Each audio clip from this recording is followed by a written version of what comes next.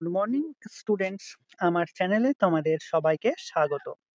আজকে তোমাদের সাথে আলোচনা করব জেনারেল অ্যাওয়ারনেস অ্যান্ড জেনারেল নলেজের ৫৭তম পর্ব নিয়ে।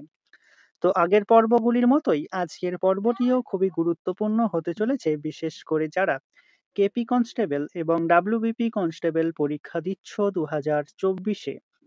তো প্রতিদিন ঠিক সকাল ৬টায় আমি তোমাদেরকে এই পর্বটি করিয়ে থাকি। তো অবশ্যই সকলে যুক্ত হয়ে যাবে এই সময়। সমস্ত আপকামিং পরীক্ষার জন্যই এই পর্বটি উপকৃত হবে, যেমন KP constable, WBP constable, SI, miscellaneous, clerkship, সমস্ত পরীক্ষাগুলিতেই। তো চলো আজকের ক্লাসটি শুরু করা যাক। তোমাদের প্রথম প্রশ্ন হলো, সিমলা বৈঠক কত সালে হয়েছিল?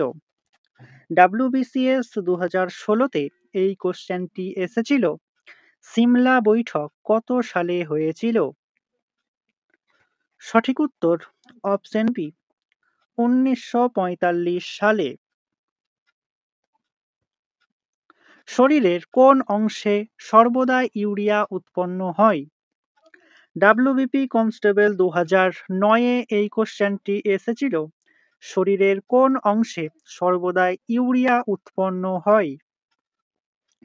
সঠিক উত্তর অপশন এ, যকৃতে।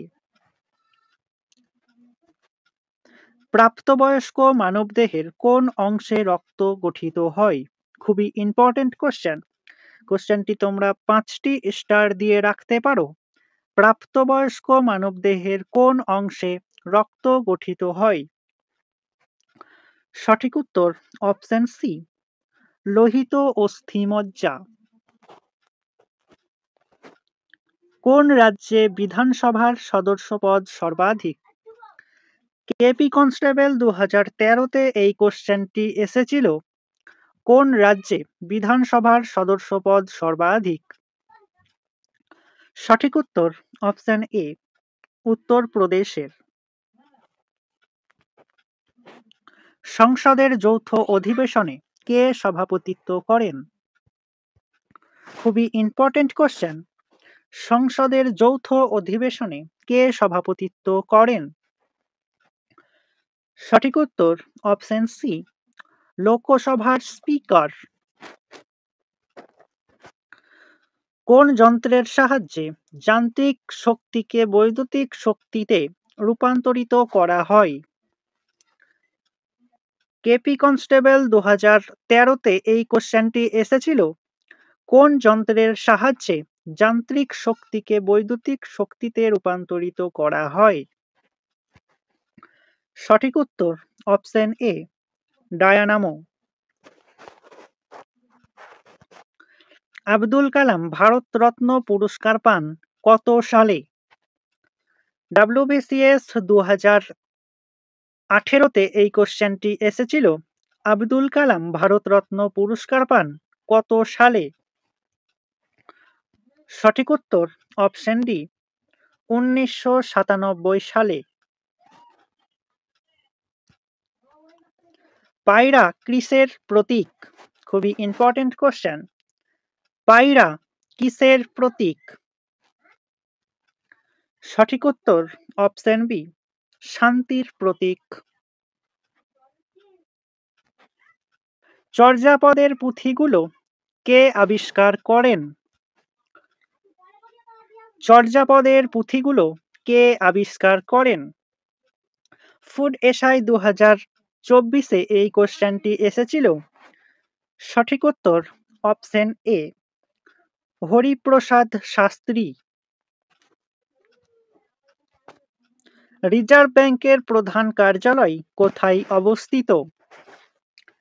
কেপি মেন 2011-তে এই কোশ্চেনটি এসেছিল। রিজার্ভ ব্যাংকের প্রধান কার্যালয় কোথায় অবস্থিত? সঠিক উত্তর অপশন বি, মুম্বাইয়ে।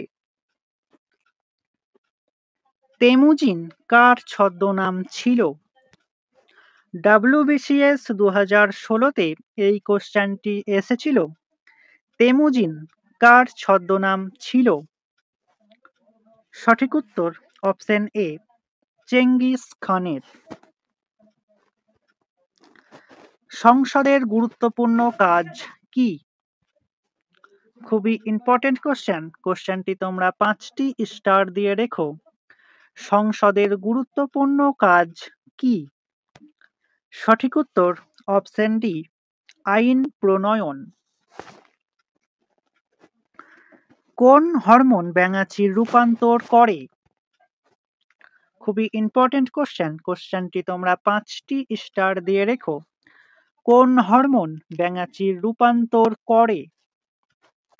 সঠিক উত্তর অপশন সি, থাইরক্সিন হরমোন। নীলনদ কোথায় পতিত হয়েছে? খুবই ইম্পর্টেন্ট কোশ্চেন। ডাব্লিউবিপি কনস্টেবল 2008-এ এই কোশ্চেনটি এসেছিল। নীলনদ কোথায় পতিত হয়েছে? সঠিক উত্তর অপশন ডি, ভূমধ্য সাগরে। অমৃতসরের স্বর্ণ মন্দিরটি কে নির্মাণ করেন? ডাব্লিউবিসিএস 2014-তে এই কোশ্চেনটি এসেছিল।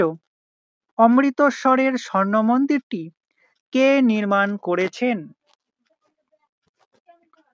সঠিক উত্তর অপশন সি, গুরু রামদাস। কোন হরমোন উদ্ভিদের অগ্রমুকুলের বৃদ্ধি ত্বরান্বিত করতে সাহায্য করে? কোশ্চেনটি তোমরা 5টি স্টার দিয়ে রেখো। কোন হরমোন উদ্ভিদের অগ্রমুকুলের বৃদ্ধি ত্বরান্বিত করতে সাহায্য করে? সঠিক উত্তর অপশন ডি, অক্সিন হরমোন। প্রশান্ত মহাসাগরের একটি উষ্ণ স্রোতের নাম লিখো। প্রশান্ত মহাসাগরের একটি উষ্ণ স্রোতের নাম লিখো। সঠিক উত্তর অপশন ডি, জাপান স্রোত। প্রথম কোন বাংলা উপন্যাস জ্ঞানপীঠ পুরস্কার পেয়েছে? প্রথম কোন বাংলা উপন্যাস জ্ঞানপীঠ পুরস্কার পেয়েছে? ফুড এসআই 2024-এ এই কোশ্চেনটি এসেছিল। সঠিক উত্তর অপশন বি, গণদেবতা। তো স্টুডেন্টস, এই ছিল তোমাদের আজকের ক্লাস। ক্লাসটি ভালো লাগলে বন্ধুদের সাথে শেয়ার করো এবং চ্যানেলে নতুন হয়ে থাকলে চ্যানেলটিকে সাবস্ক্রাইব করে পাশে থাকা বেল আইকন বাটনটি প্রেস করে রেখো ভিডিওর নোটিফিকেশন সবার প্রথমে পেতে। তো দেখা হচ্ছে নেক্সট ক্লাসে। আজ এই পর্যন্তই। সবাই ভালো থেকো, সুস্থ থেকো। জয় হিন্দ, জয় ভারত।